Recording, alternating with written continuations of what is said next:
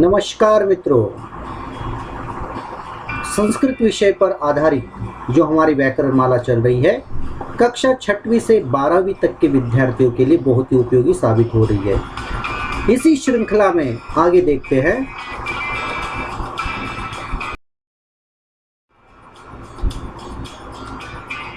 CBSE pattern पर आधारित standard 6 to 12 तक के विद्यार्थियों के लिए शब्द रूपाणी और उसी के अंतर्गत देखेंगे अजंत शब्दाः, जिसमें भाग 1 इकारांत स्त्रीलिंग शब्दाः मति आदि जैसे चलते हैं।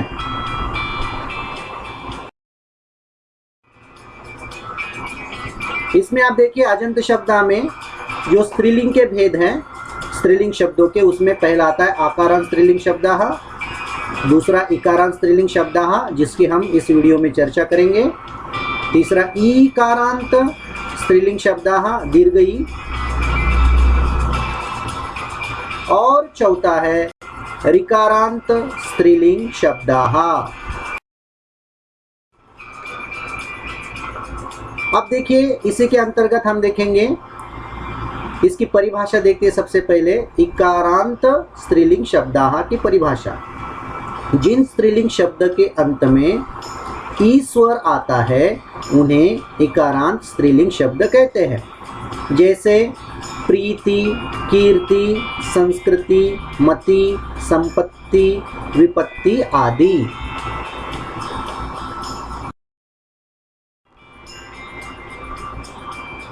अब इसी में देखिए, जैसे देखिए मति शब्द है। अब मति शब्द का अंतिम स्वर क्या है? ई।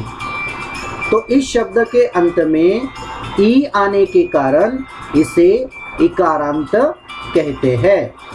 और ये किसके अंतर्गत आएगा? स्त्रीलिंग शब्द के अंतर्गत आएगा।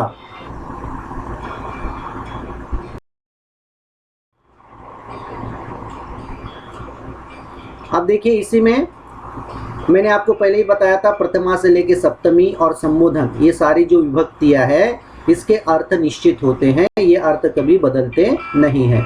तो देखते हैं मति शब्द के आधार पर मति के साथ जो प्रत्यय लगाए हैं, विभक्तियां लगाई हैं, उसके साथ कैसे अर्थ होते हैं। मति ही, मति ने, मतिम, मति को, मत्या, मति से, मति के द्वारा, मत्यय, मतये, मति के लिए, मत्याः, मतेह, मति से, मत्याः या मतेह, दोनों चलेंगे, दोनों में से कोई आप उपयोग में ला सकते हैं। मति का, मति की, मति के, मत्याम, मति में, मति पर, हे मते, अरे मति।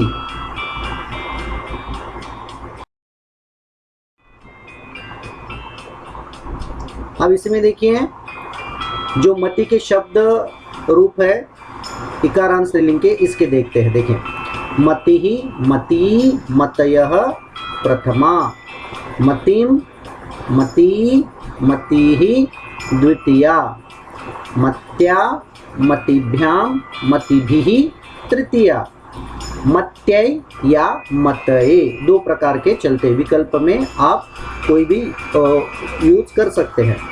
मतिभ्याम, मतिभ्यः चतुर्थी, मत्याः, मतेः, मतिभ्याम, मतिभ्यः पंचमी, मत्याः या मतेः, मत्योः, मतीनां षष्ठी, मत्यां, मत्योः, मतिषु सप्तमी, हे मते, हे मती, हे मतयः संबोधनम्।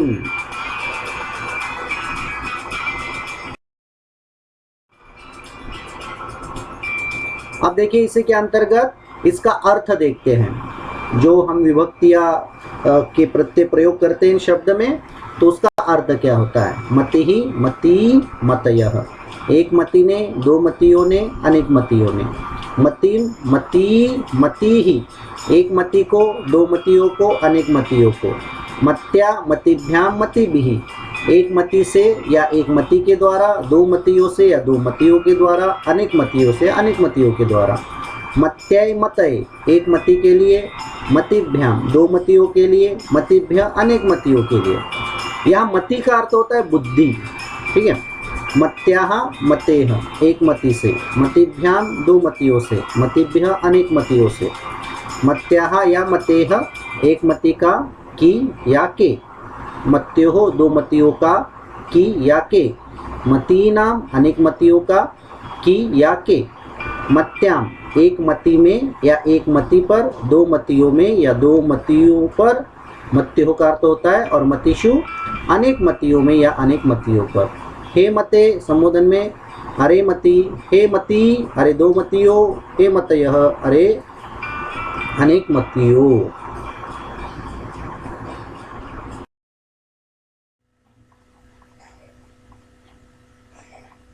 तो मित्रों अगले पाठ में अजंत शब्दाः भाग 2 इकारांत स्त्रीलिंग शब्दाः इसकी चर्चा करेंगे। यदि आपको यह वीडियो पसंद आया है तो 02+ संस्कृत CBSE यूट्यूब चैनल को आप जरूर सब्सक्राइब करें। आपके कमेंट्स लिखना ना भूलें और इसको ज़्यादा से ज़्यादा लोगों तक पहुंचाएं, और आपको किस तरह की वीडियो चाहिए इसका भी हमें मार्गदर्शन दें। तब तक के लिए नमो नमः।